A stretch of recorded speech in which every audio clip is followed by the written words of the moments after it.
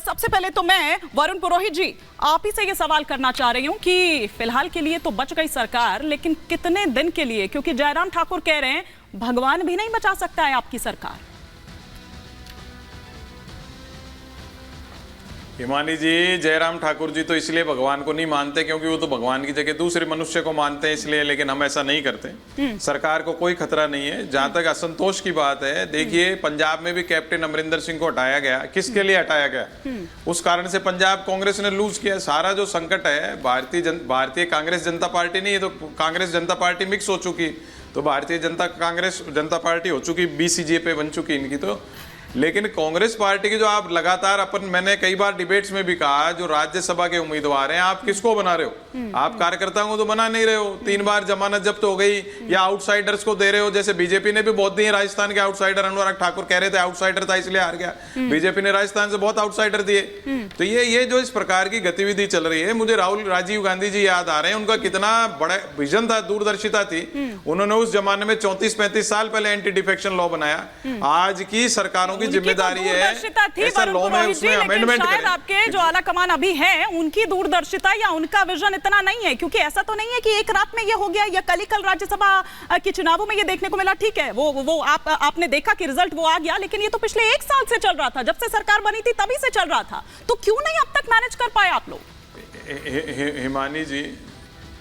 हिमानी जी, मैं आपको अभी फिर बोल रहा हूं, मैंने पहले भी आपके साथ कई बार सब चैनल्स पे कहा कि आला कमान है कौन, वो तो डिसाइडेड ही नहीं है अभी तक। अच्छा। आला कमान अगर होगा तो वो ऐसी चीज होने नहीं देगा। प्रियंका जी देखिए, प्रियंका गांधी एक्टिव हुई, उन्होंने तुरंत सारी कार्रवाई कर ली।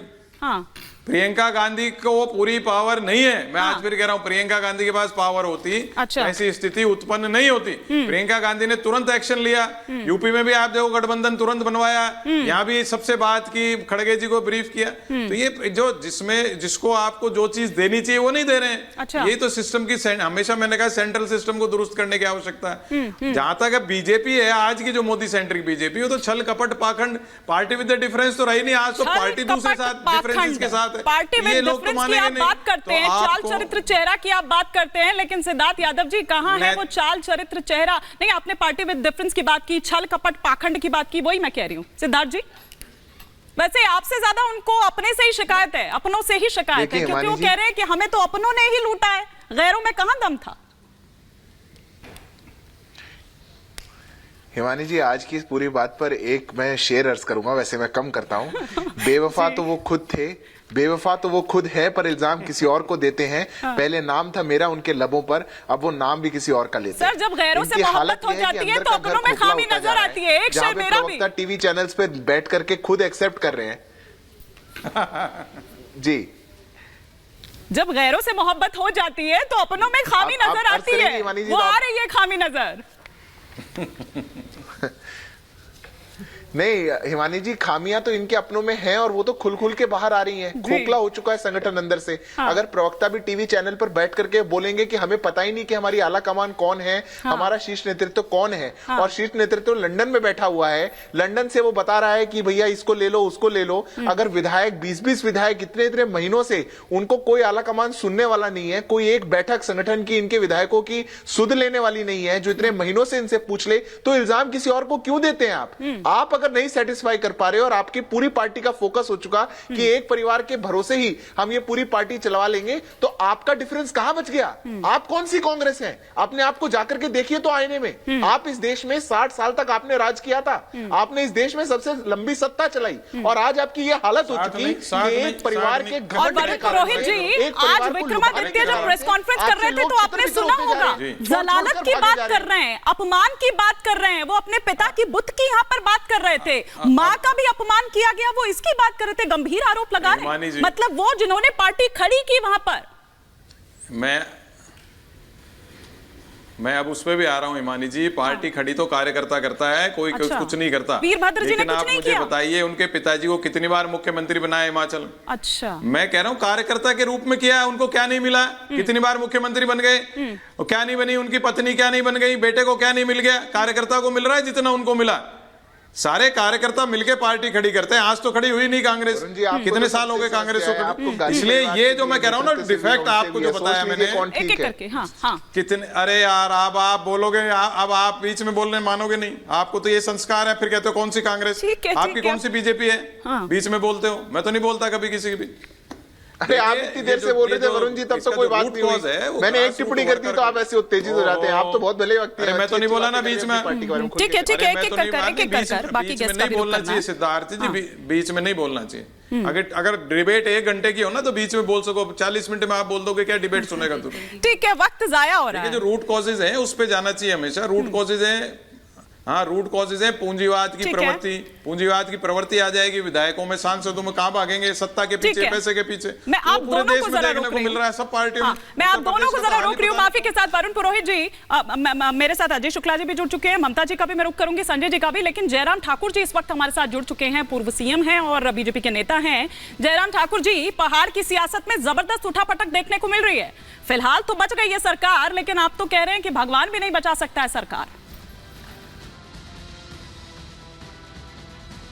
देखो, सीधी सी बात है कि एक तरह से हिमाचल प्रदेश में कांग्रेस की सरकार का भविष्य समाप्त हो गया है।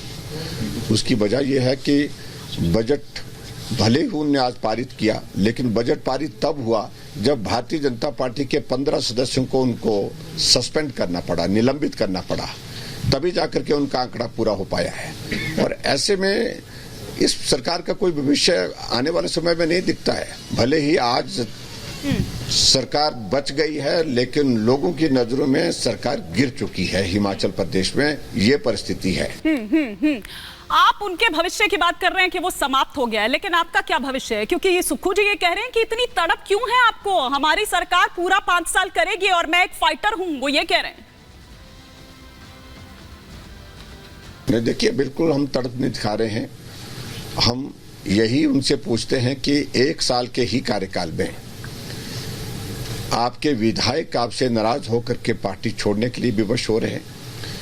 आपके मंत्री विक्रमादित्य सिंह आपके ऊपर गंभीर आरोप लगा करके मंत्रिमंडल से त्याग पत्र दे चुके हैं। उन्होंने कहा कि जलालत की सारी सीमाएं लांघ दी, मेरी मां को जलील किया, मुझे किया और बार बार किया। और ऐसे में इसके बाद रहता क्या है? प्रश्न तो ये है। और ऐसी सूरत में हिमाचल प्रदेश में जो हालात बने हैं, उन हालातों को लेकर के भले ही आज बजट सत्र समाप्त कर दिया, सत्र कल तक चल रहा था लेकिन आज ही समाप्त कर दिया। और ये बजट पास करने के लिए नहीं, सिर्फ सरकार बचाने के लिए ये हमारे 15 विधानसभा के सदस्यों को निलंबित किया विपक्ष के। आप विक्रमादित्य की यहाँ पर बात कर रहे थे कि उन्होंने प्रेस कॉन्फ्रेंस कर किस तरह के आरोप यहाँ पर लगाए। ये कहा जा रहा है कि विक्रमादित्य सिंह और प्रतिभा सिंह आपके संपर्क में हैं, ऐसा है क्या? नहीं, देखिए, एक बात को मान के चल के राजनीति क्षेत्र में हम काम करने वाले हैं, संपर्क होते हैं, इसमें इस तरह की कोई बात नहीं है। हाँ हाँ, ठीक है, लेकिन विक्रमादित्य ने गंभीर आरोप लगाए हैं और साथ ही साथ प्रियंका गांधी ये कह रही हैं कि खरीद फरोख्त आप करते हैं, और वो ये भी कह रही हैं कि ये रवैया सही नहीं है, अनैतिक है, असंवैधानिक है। हमने कुछ भी नहीं किया और कुछ भी हमको करने की जरूरत महसूस नहीं। सरकार अपनी हरकतों की वजह से, अपने काम करने के तौर तरीके की वजह से ऐसी परेशानी में फंसी हुई है, इसलिए हमको कुछ कहने की आवश्यकता नहीं है। आखिरकार 43 विधायक में से वो विधायक 34 पर कैसे पहुंचे? और भारतीय जनता पार्टी के 25 विधायक थे, लेकिन राज्यसभा में हमको 34 वोट पड़े हैं। तो इसका प्रश्न तो उनको, इस प्रश्न का उत्तर तो उनके पास से पूछना चाहिए। देखिए, ऐसा है कि प्रियंका गांधी इसका